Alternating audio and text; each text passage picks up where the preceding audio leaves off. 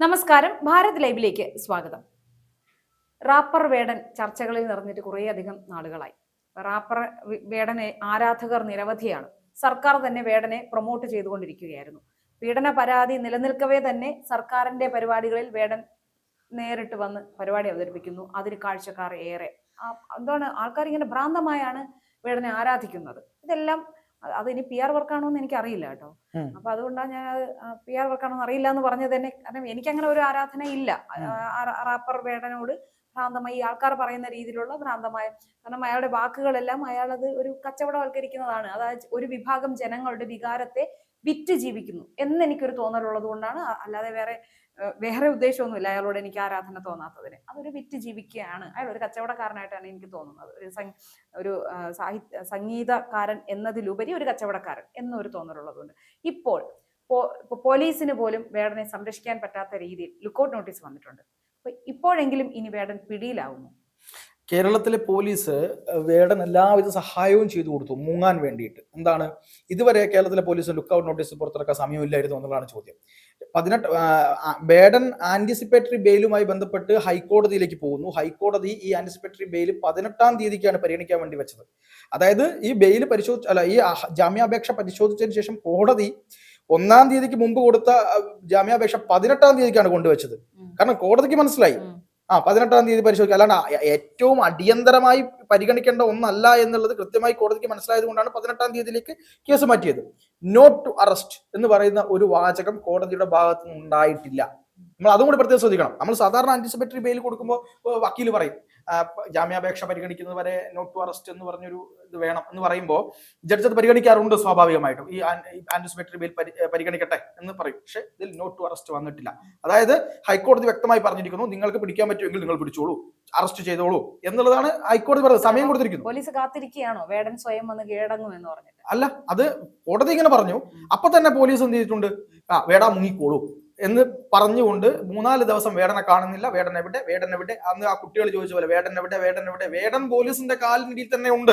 പക്ഷെ അങ്ങനെയുള്ള വേടനെ കണ്ടെത്താൻ പോലീസിന് കഴിയുന്നില്ല. ഇവിടെ വേടൻ ഇപ്പോ അന്യ സംസ്ഥാനത്തേക്ക് പോയിട്ടുണ്ട് എന്നാണ് പോലീസിന്റെ ഒരു കണക്ക് കൂട്ടൽ. ഇപ്പം എറണാകുളം കമ്മീഷണർ പറഞ്ഞത് വേടൻ മറ്റ് സംസ്ഥാനങ്ങളിലേക്ക് പോയിട്ടുണ്ട്.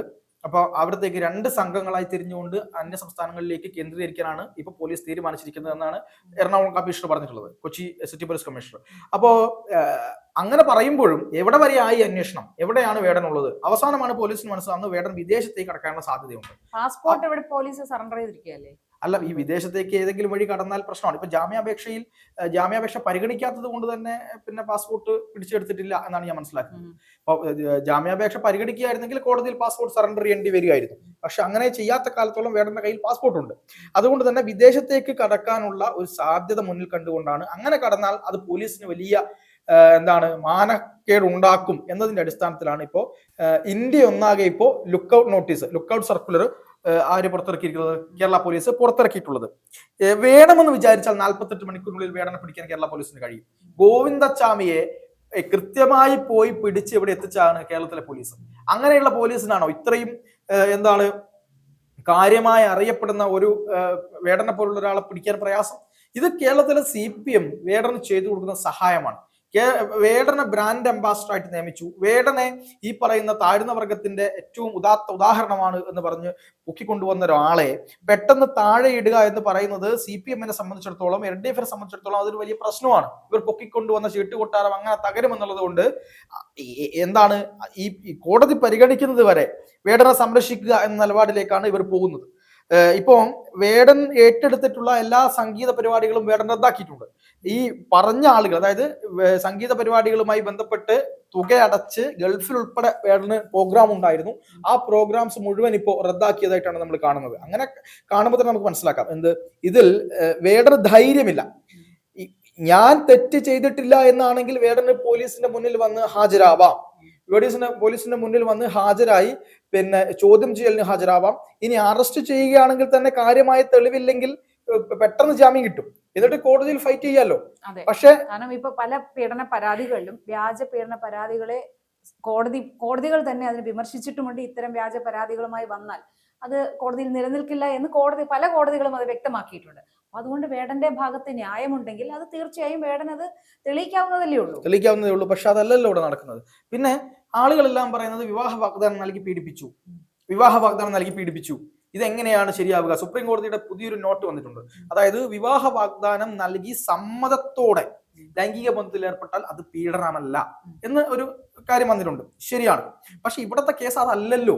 ഇവിടത്തെ കേസ് നിർബന്ധപൂർവം, അതായത് ഒരു പെൺകുട്ടിയെ റേപ്പ് ചെയ്തതിനു ശേഷം ആ പെൺകുട്ടി പ്രശ്നമാക്കും എന്ന് കരുതിയപ്പോ ആ പെൺകുട്ടിയെ സമാധാനിപ്പിക്കാൻ വേണ്ടി വിവാഹ വാഗ്ദാനം നൽകുന്നു.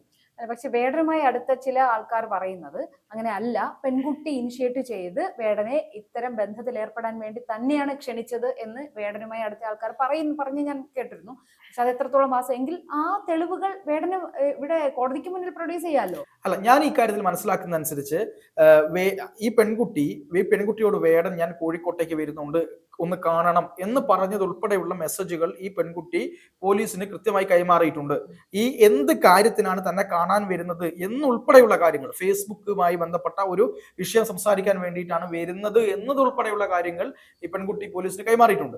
അപ്പോൾ അത് വെച്ച് നോക്കുമ്പോൾ പോലീസ് കൃത്യമായി അത് പരിശോധിച്ചു. അത് പരിശോധിച്ചതിന് ശേഷമാണ് അവിടെ എന്ത് നടന്നു. അവിടെ എത്തുന്നു, ഭക്ഷണം കഴിക്കുന്നു, ഒരു ഉമ്മ ചോദിച്ച ശേഷം ബലമായി കിടക്കയിലേക്ക് ഇട്ടിട്ട് റേപ്പ് ചെയ്തതിനു ശേഷം ആ പെൺകുട്ടി പൊട്ടിക്കരഞ്ഞ സമയത്താണ് ഞാൻ നിന്റെ കൂടെ ഉണ്ടാകും, നീ ഒരിക്കലും ടെൻഷൻ അടിക്കേണ്ടതില്ല എന്ന് പറഞ്ഞ ആ കുട്ടിയെ സമാധാനിപ്പിച്ച് കൂടെ നിർത്തി 2 ദിവസം കഴിഞ്ഞിട്ടാണ് വേടൻ ആ സ്ഥലത്ത് പോകുന്നത്. ആലോചിക്കണം, അന്ന് പോകാൻ നിന്ന ആൾ പെട്ടെന്ന് 2 ദിവസം വരെ അവിടെ നമ്മളെ സമാധാനിപ്പിക്കുകയായിരുന്നു. ഈ വേടൻ പോയതിനു ശേഷം 2 ദിവസത്തിനുള്ളിൽ തന്നെ ഈ കുട്ടിക്ക് ഡിപ്രഷൻ വരികയും ഇതിനുമായി ബന്ധപ്പെട്ട സൈക്കോളജിസ്റ്റിനെ ആ പെൺകുട്ടി സമീപിച്ചിട്ടുണ്ട്. അത് കൃത്യമായ തെളിവാണ്. 2 ദിവസത്തിനുള്ളിൽ സൈക്കോളജിസ്റ്റിനെ ആ പെൺകുട്ടി കണ്ടു എന്ന് പറയുന്നത് പോലീസിന് മുമ്പിൽ വലിയ തെളിവായി നിൽക്കുന്നുണ്ട്. അതുകൊണ്ടാണ് പോലീസിന് കേസ് രജിസ്റ്റർ ചെയ്യേണ്ടി വന്നത്. പിന്നീട് ആ വേടൻ ആ പെൺകുട്ടിയെ നിരന്തരമായി സമാധാനിപ്പിക്കുകയും കൂടെ നിൽക്കുകയും ബന്ധങ്ങൾ തുടരുകയും ചെയ്തു. അത് സ്വാഭാവികമാണ്. അതിനുശേഷം നടന്ന ലൈംഗിക ബന്ധം ഒന്നും തന്നെ റേപ്പിന്റെ പട്ടികയിൽ വരില്ല. അത് വഞ്ചന എന്ന് പറയുന്ന വകുപ്പിൽ മാത്രമാണ് വരിക. പക്ഷെ ആദ്യത്തേത് റേപ്പാണ്. ഇത് ക്ലിയർ ആയിട്ട് നമുക്ക് പറയാം, അത് റേപ്പാണ്.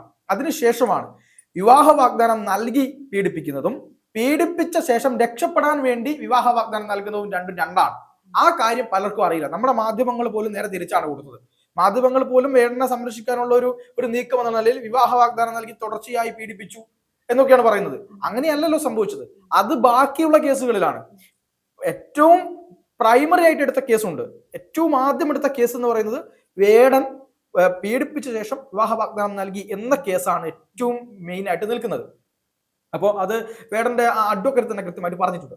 ഈ കാര്യത്തിൽ വേടനെ സംരക്ഷിക്കാനുള്ള എല്ലാ കളികളും പോലീസിന്റെ ഭാഗത്തു നിന്ന് ഉണ്ടാകുന്നു എന്നുള്ളതാണ്. ഇപ്പോഴും ആളുകൾ വേടനെ ന്യായീകരിക്കുന്ന ആളുകളുണ്ട്. എന്തുകൊണ്ടാണ് വേടൻ പുറത്തേക്ക് വരാത്തത്? എന്തുകൊണ്ടാണ് വേടൻ ഈ കാര്യത്തിൽ കൂടുതൽ കാര്യങ്ങൾ പുറത്ത് ആളുകളോട് പറയാത്തത്?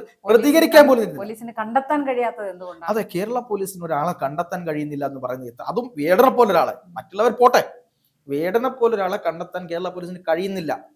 അതിൽ പറ എന്താണ് ഇവിടെ പറയാനുള്ളത്? ഗോവിന്ദചാമിയെ നാട്ടുകാർ കണ്ടുപിടിച്ച് ഇൻഫോം ചെയ്തതുപോലെ നാട്ടുകാർ കണ്ടുപിടിച്ച് കൈ കൊടുക്കണോ? മിക്കവാറും വേണ്ടി വരും. കാരണം ഞാൻ കേരള പോലീസിനെ അധിക്ഷേപിച്ച് പറഞ്ഞതല്ല. അല്ല, എന്ത് തന്നെയായാലും കേരള പോലീസിന് അന്യ സംസ്ഥാനങ്ങളിൽ പോയിട്ട് വേടൻ പോകാൻ സാഹചര്യമുള്ള സ്ഥലങ്ങൾ എവിടെയാണ് എന്ന് അറിയാത്തതാണോ? വേടൻ അവസാനമായിട്ട് ആരെയാണ് വിളിച്ചത്? വേടന്റെ കൂടെയുള്ള ആളുകൾ ആരെയാണ് വിളിച്ചത്? ആരെയാണ് ബന്ധപ്പെട്ടിട്ടുണ്ടാവുക എന്നൊക്കെ മനസ്സിലാക്കാനുള്ള ബുദ്ധിയൊക്കെ കേരള പോലീസിനുണ്ട്.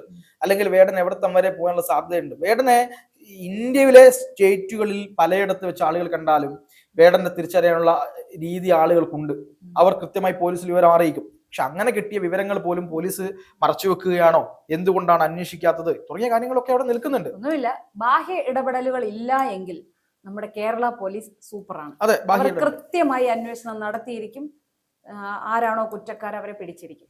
പക്ഷെ ബാഹ്യ ഇടപെടലുകൾ, രാഷ്ട്രീയ ഇടപെടലുകൾ അങ്ങനെ പലതും ഉണ്ട് എങ്കിൽ കേരള പോലീസ് നിസ്സഹായരാണ്. മാത്രമല്ല, ഒരു കാര്യം കൂടി പറഞ്ഞ് അവസാനിപ്പിക്കാം. അതായത് വേടന്റെ കാര്യത്തിൽ വലിയ മറുപടികൾ പറഞ്ഞ, വലിയ കാര്യങ്ങൾ പറഞ്ഞ കോൺഗ്രസും CPM-ഉം എന്തുകൊണ്ടാണ് ഇപ്പൊ ശബ്ദിക്കാത്തത് എന്നതൊരു വലിയ ചോദ്യമായി നിൽക്കുന്നുണ്ട്. അതുപോലെ തന്നെ വേടൻ സ്നേഹം അങ്ങ് വഴിഞ്ഞൊഴുകിയ കുറെ ആളുകൾ ഉണ്ടായിരുന്നല്ലോ, ഈ സാംസ്കാരിക നായകർ എന്നൊക്കെ പറയുന്ന ആളുകൾ. അവരൊക്കെ എവിടെ? ഇതൊക്കെ ചോദ്യങ്ങളായി നിൽക്കുന്നുണ്ട്. ചില ആളുകൾക്ക് മാത്രം പ്രശ്നങ്ങൾ വരുമ്പോൾ തുനിഞ്ഞു ചാടി ഇറങ്ങുകയും അല്ലാതെ വരികയും ചെയ്യുന്നതാണ് പ്രശ്നം. ഇപ്പൊ കഴിഞ്ഞ ദിവസം തന്നെ അടൂർ ഗോപാലകൃഷ്ണനെതിരെ ധന്യാരാമനൊക്കെ രംഗത്ത് വന്ന് നമ്മൾ കണ്ടു. വേടൻ ഈ കുട്ടികളുടെ SC/ST-ക്കാരുടെ DNA-യിൽ ഇതില്ല, പഠിക്കാനുള്ള കഴിവില്ല എന്ന് പറഞ്ഞപ്പോൾ ധന്യാരാമനെ കണ്ടില്ല. ഞങ്ങൾ അങ്ങനെയാണ്, ഞങ്ങൾ ഇങ്ങനെയാണ് എന്ന് പറഞ്ഞത് കണ്ടില്ല. ഈ വിനായകന്റെ പ്രശ്നത്തിൽ ധന്യാരാമൻ ഏറ്റവും അവസാനം പ്രതികരിച്ചത് ഞങ്ങൾ പെട്ടുപോയി എന്നാണ് പറഞ്ഞത്. അതുപോലെ വേടറെ പിന്താങ്ങുമ്പോഴും നിങ്ങൾ ആലോചിക്കേണ്ട ഒരു കാര്യമുണ്ട്. ഇത് ഒരു തവണ വന്ന കേസല്ല, ഇത് 2, 3, 4 ആളുകൾ പരാതി നിരന്തരമായി പറഞ്ഞുകൊണ്ടിരിക്കുകയും വേടന്റെ ലൈംഗിക വൈകൃതത്തെ പറ്റി സംസാരിക്കുകയും ചെയ്തിട്ടുണ്ട്. ഒരാൾ പീഡിപ്പിച്ചു, ഒരു തവണ ഒരു കേസ് കുടുങ്ങി എന്നതിനെക്കാട്ടൊക്കെ അപ്പുറത്ത് നിരന്തരമായി ഈ വേടൻ പെൺകുട്ടികളോട് ചോദിക്കുന്ന ചില വാക്കുകൾ, അവരെ അധിക്ഷേപിക്കുന്ന ചില മാർഗങ്ങൾ, ബോഡി ഷെയ്മിങ്, ഇത്തരം ചില കാര്യങ്ങളുണ്ട്. പിന്നെ ക്രൂരമായിട്ടുള്ള സെക്സ്, അതായത് നമ്മൾ കാണുന്നതിനേക്കാൾ ഭീകരമായിട്ട് എന്താണ് നമ്മളത് ഒരു പൊതുസമൂഹത്തിൽ പറയാൻ പറ്റാത്ത രീതിയിൽ ആളുകൾ കാണുന്ന ചാനലാണല്ലോ, പരിപാടിയാണല്ലോ. അത് അതുകൊണ്ട് തന്നെ നമുക്ക് പറയാൻ പറ്റാത്ത രീതിയിൽ, അതെ, അറയ്ക്കുന്ന രീതിയിലുള്ള ലൈംഗിക വൈകൃതങ്ങൾ കൈമുതലാക്കിയ വ്യക്തി. ഇതൊക്കെയാണ് മറ്റുള്ള ആളുകൾ മുൻപും പറഞ്ഞിട്ടുള്ളത്. അതേ സെയിം കേസാണ് ഇപ്പോഴും വന്നിട്ടുള്ളത്. അവിടെയാണ് നമ്മൾ ഇത്തരത്തിൽ വലിയ പിന്നെ അയ്യങ്കാളി എന്ന് പറയുന്ന മഹാത്മാവിന്റെ ഒപ്പം ചേർത്ത് വെക്കാൻ കണ്ടൊരു പേര് നിങ്ങൾ ആലോചിക്കണം ഈ കാര്യത്തിൽ. എന്തായാലും ആളുകൾ കാര്യങ്ങൾ കൂടുതലായി മനസ്സിലാക്കുന്നു എന്നുള്ളത് തന്നെയാണ്.